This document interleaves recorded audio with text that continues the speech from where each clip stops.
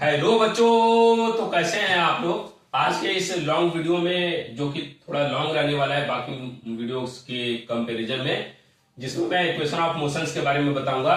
तो equation of motion तीन होते हैं। पहला इक्वेशन ऑफ मोशन क्या है, v equal to u plus a t, जहां पे u क्या है, इनिशियल वेलोसिटी है, v क्या है, फाइनल वेलोसिटी, a क्या है, एक्सेलरेशन, t क्या है, टाइम है। सेकेंड इक्वेशन ऑफ मोशन क्या है, s equal to ut plus half at square, where s is the distance या displacement, u is the initial velocity, t is time, a is acceleration, t is time. और third equation of motion क्या है, v square equal to u square plus 2as, यही होता है third equation, जहां पे p क्या है, फाइनल वेलोसिटी, u क्या है, इनिशियल वेलोसिटी, a क्या है, एक्सेलरेशन, s क्या है, डिस्प्लेसमेंट। ठीक है, तो ये जो इक्वेशन ऑफ मोशन से तीन होते हैं, इनको कैसे डिराइव किया जाता है, आज मैं इस वीडियो में सिखाऊंगा कैसे ये डेरिवेशन के थ्रू आते हैं, जो कि एग्जाम में ज्यादातर पूछा जाता है। फिजिक्स का ये जो न्यूमेरिकल है, फिजिक्स का ये जो इंप्रूवमेंट का प्रूव करने वाला क्वेश्चन है, बहुत ज्यादा इंपॉर्टेंट है, जो कि एग्जाम में अक्सर पूछा जाता है। तो हम तीनों क्वेश्चन ऑफ मोशन को आज प्रूव करके दिखाएंगे, कैसे ये क्वेश्चन ऑफ मोशन कैसे प्रूव किए जाते हैं। आइए बारी बारी से देखते हैं, पहले क्वेश्चन को उठाते हैं। तो पहला इक्वेशन क्या है, पहला इक्वेशन है v equal to u plus a t. आइए देखते हैं ये कैसे प्रूव होगा, आइए देखते हैं। Proof of equation of motion ना। तो पहला इक्वेशन ऑफ मोशन क्या है, v equal to u plus a t, कैसे प्रूव होगा आइए देखते हैं। तो इसके लिए आपको एक्सेलरेशन का डिफिनेशन आना चाहिए। एक्सेलरेशन का डिफिनेशन क्या होता है, acceleration is the rate of change of velocity ना। एक्सेलरेशन अगर हम बात करें तो एक्सेलरेशन क्या होता है, एक्सेलरेशन क्या होता है, rate of change of velocity. Acceleration का डिफिनेशन ही होता है rate of change of velocity.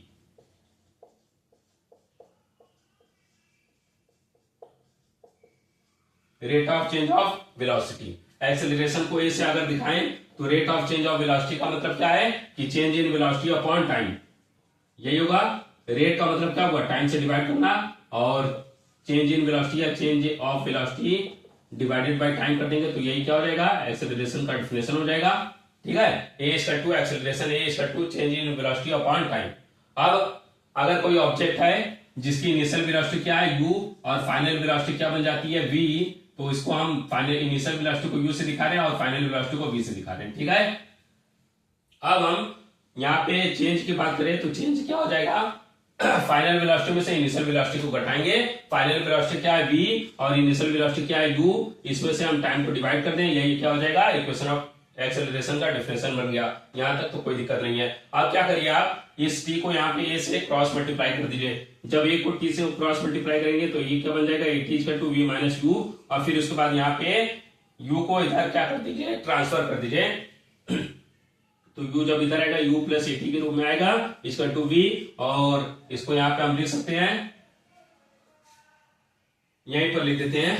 ठीक है, u plus a t equal to v, या इसको उल्टा करके लिखिए v equal to u plus a t. This is the first equation of motion, this is the first equation of motion का ये proof है ना।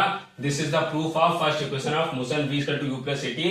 कैसे आया आइए देखते हैं। v equal to u plus a t हम जानते हैं, acceleration equal to rate of change of velocity होता है। अब यहाँ पे a equal to change in velocity upon time हो गया।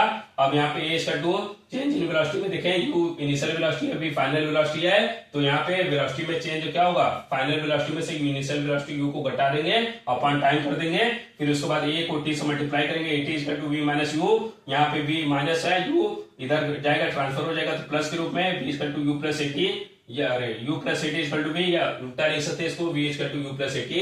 यही क्या होगा, फर्स्ट इक्वेशन ऑफ मोशन का क्या है, प्रूफ है। क्या है, फर्स्ट इक्वेशन ऑफ मोशन का प्रूफ है। आइए अब देखते हैं सेकंड इक्वेशन ऑफ मोशन कैसे प्रूव किया जाएगा, आइए देखते हैं।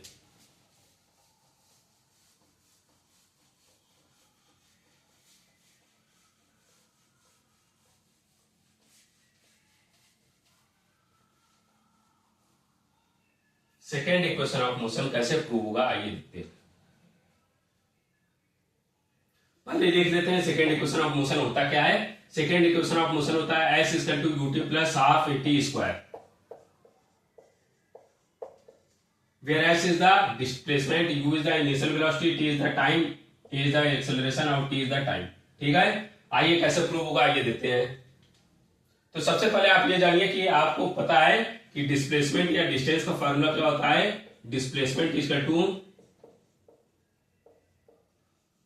वेलोसिटी इनटू टाइम, यही होता है। अगर हम डिस्प्लेसमेंट का डिफिनेशन देखे हैं तो हम जानते हैं velocity is equal to displacement upon time होता है। जब उसको हम साइड करेंगे मतलब ट्रांसफर करेंगे, मतलब टाइम को जब हम क्रॉस मल्टीप्लाई करेंगे तो displacement is equal to velocity into time आएगा। ठीक है, इसी से ये, इसी फॉर्मूले से, इसी डिफिनेशन से, इसी कॉन्सेप्ट से ये second equation of motion solve होता है या प्रूफ होता है। आइए देखते हैं कैसे प्रूफ होता है। तो डिस्प्लेसमेंट यहाँ पे जो हो गया उसको हम ऐसे दिखाएं, यहाँ पे वेलोसिटी को एवरेज वेलोसिटी के रूप में लेंगे। क्या लेंगे? एवरेज वेलोसिटी के रूप में लेंगे। वेलोसिटी ना लेकर क्यों? क्योंकि यहाँ पे दो वेलोसिटियां हैं, तो इसलिए इनिशियल वेलोसिटी u है और फाइनल वेलोसिटी v है, तो इसलिए हम दोनों को क्या लेंगे? एवरेज लेंगे। कोई एक तो ले नहीं सकते, केवल इनिशियल वेलोसिटी u ले या केवल फाइनल वेलोसिटी v ले, तो ये तो बड़ी नाइंसाफी हो जाएगी। इसी नाइंसाफी को दूर करने के लिए हम दोनों इक्वेशन ऑफ दोनों वेलोसिटी का पहले हम क्या ले लेते हैं? एवरेज ले लेते हैं, फिर इनटू टाइम से मल्टीप्लाई कर लेते हैं। चलिए आइए देखते हैं एवरेज वेलोसिटी क्या हो जाएगा। u और v का एवरेज क्या हो जाएगा? u plus v by two. कहीं पे भी दो क्वांटिटी a और b है तो उनका जब हम एवरेज लेंगे तो a plus b by two करेंगे। क्यों? क्योंकि दो क्वांटिटी है इसलिए दो से डिवाइड। अगर तीन क्वांटिटी रहेगा तो तीन से डिवाइड करेंगे और तीनों को जोड़ देंगे ना। एवरेज का मतलब क्या होता है कि जितने भी नंबर्स हैं उनको आप पहले ऐड करो और उसके नीचे क्या करेंगे? हम जितने नंबर रहेंगे उससे डिवाइड करेंगे। यहाँ पे दो ही नंबर है तो दो से डिवाइड कर रहे हैं, दोनों को ऐड किए, और दो नंबर है तो दो से डिवाइड किए। तीन नंबर रहते हैं तो तीनों को ऐड करते हैं। ए बी सी तीन नंबर रहते हैं तो a b plus b plus c करते हैं और तीन नंबर होने की वजह से तीन से डिवाइड करते हैं। यही एवरेज निकालने का तरीका होता है। तो यहाँ पे दो क्वांटिटीज हैं, मतलब दो वेलोसिटी है, इनिशियल वेलोसिटी u और फाइनल वेलोसिटी v। जब दोनों का एवरेज निकालेंगे तो u plus v by two होगा और इनटू टाइम t हो जाएगा। ठीक है, अब इसके बाद क्या करिए आप कि फर्स्ट इक्वेशन ऑफ मोशन आप जानते हैं। फर्स्ट इक्वेशन ऑफ मोशन आप जानते हैं क्या होता है? फर्स्ट इक्वेशन ऑफ मोशन क्या होता है? v equal to u plus a t, यही होता है। ठीक है, अब यहीं से v की वैल्यू पुट कर दीजिए, यहीं से v की वैल्यू पुट कर दीजिए। तो चलिए पुट करते हैं। v इक्वल टू क्या हो जाएगा? u plus eighty by two into time. अब आगे देखिए, आगे के लिए शायद हमें मिटाना पड़े तो आप लोग थोड़ा कोऑपरेट करिए। u प्लस यू कितना हो जाएगा? 2u plus a t upon two into time. यहां तक कोई दिक्कत? अब हम चलते हैं, थोड़ा मिटा देते हैं और इसके बाद ये सॉल्व हो जाएगा। लास्ट वाली लाइन मैंने नहीं मिटाया ताकि आप लोगों को याद रहे यहां तक हम इस स्टेप तक पहुंचे थे।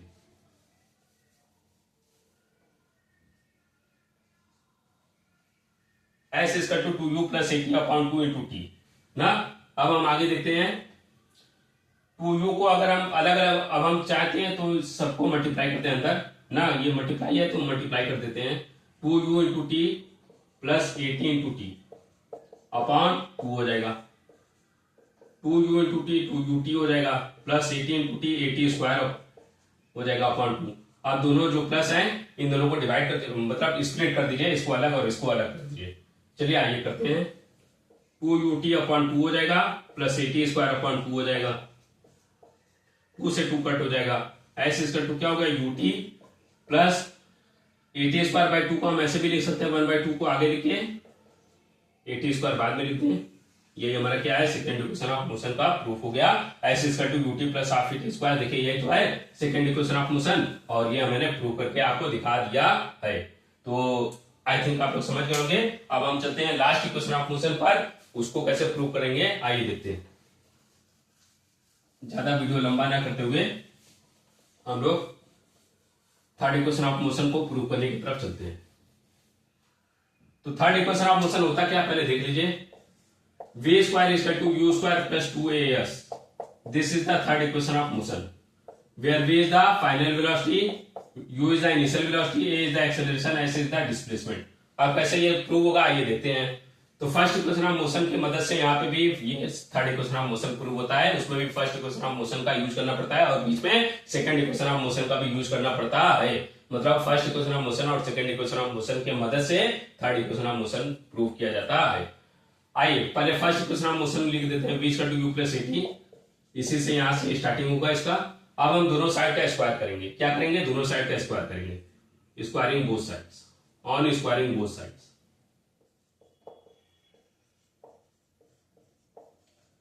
जब हम दोनों साइड का स्क्वायर करेंगे तो क्या आएगा?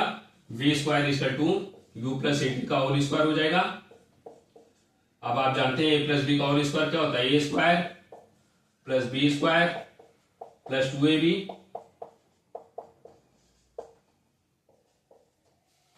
ठीक है, अब हम क्या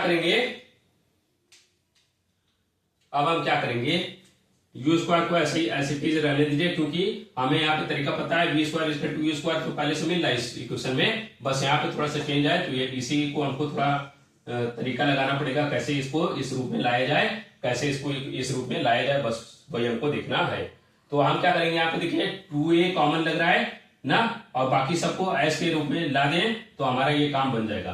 तो यहां से अगर हम 2a कहीं से कॉमन निकालें और बाकी जो बचेगा ब्रैकेट में या जो भी बचेगा वो s आ जाए तो आसानी से ये प्रूव हो जाएगा। तो आइए देखते हैं यहाँ पे 2a कॉमन निकल रहा है कि नहीं। यहाँ पे 2 तो नहीं है लेकिन a है, a स्क्वायर का मतलब a है तो a को कॉमन ले सकते हैं। यहाँ पे भी a है और यहाँ पे 2 है तो मतलब 2 को हम यहाँ पे कॉमन ले लेते हैं ना। 2 को हम यहाँ पे जुगाड़ से थोड़ा जुगाड़ लगाना पड़ेगा और 2a को कॉमन ले लिए। जब 2a को कॉमन लेंगे तो बचेगा क्या, पहले ब्रैकेट में 1/2 हो जाएगा, क्यों, क्योंकि 2 से 2 कट जाएगा तो बाकी भाई ऐसे चीज 1 के रूप में आ जाएगा, नॉर्मल आ जाएगा और बचेगा क्या, a स्क्वायर ना। ये तो आप जानते होंगे कैसे बचेगा, जब 2a को कॉमन लेंगे तो 1/2 a बचेगा और t स्क्वायर बचेगा, और यहाँ पे 2a कॉमन लेंगे तो बचेगा क्या, प्लस ut। अब आप देख रहे हैं ये कौन सा इक्वेशन ऑफ मोशन है, सेकंड इक्वेशन ऑफ मोशन है ना, ये सेकंड इक्वेशन ऑफ मोशन है ये। V square equal to u square plus 2a, इसको फिर रीअरेंज करके लिख लीजिए ut plus half a t square. तो v square equal to u square plus 2a। अब हम जानते हैं सेकंड इक्वेशन ऑफ मोशन क्या होता है, s equal to ut plus half a t square. ठीक है, बस उसी रूप में ये आ गया है तो बस हम यहाँ पे उसको इसी रूप में लिख देते हैं, ऐसे यहाँ पे लिख देंगे। ये हमारा थर्ड इक्वेशन ऑफ मोशन का प्रूफ हो गया। ये क्या होता है, थर्ड इक्वेशन ऑफ मोशन भी प्रूफ हो गया यहाँ से दोनों इक्वेशन की मदद से। पहले हमने क्या किया, फर्स्ट इक्वेशन ऑफ मोशन लिया और उसके बाद दोनों साइड का स्क्वायर कर दिया, और उसके बाद स्क्वायर करने के बाद यहाँ से थोड़ा जुगाड़ लेके वी स्क्वायर यू स्क्वायर हमें इक्वेशन में मिला था तो वहां तक हमने छोड़ दिया, वहां तक हमने कोई जुगाड़ नहीं लगाया। यहाँ पे 2a कॉमन लेके जुगाड़ लगाया, क्योंकि 2a s के रूप में आ रहा है तो 2a को जबरदस्ती यहाँ पे कॉमन लिया, जुगाड़ से कॉमन लिया 2a। और यहाँ पे जब करेंगे तो ये third equation of motion second equation of motion के रूप में आ जाएगा, मतलब s equal to ut plus half a t square के रूप में आ जाएगा। फिर इसे हम s के रूप में लिख देंगे और v square equal to u square plus 2as, ये हमारा third equation of motion proof हो जाएगा ना।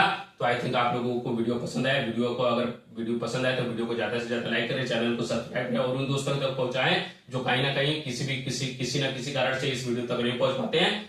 तो आज के लिए इतना ही, धन्यवाद बच्चों।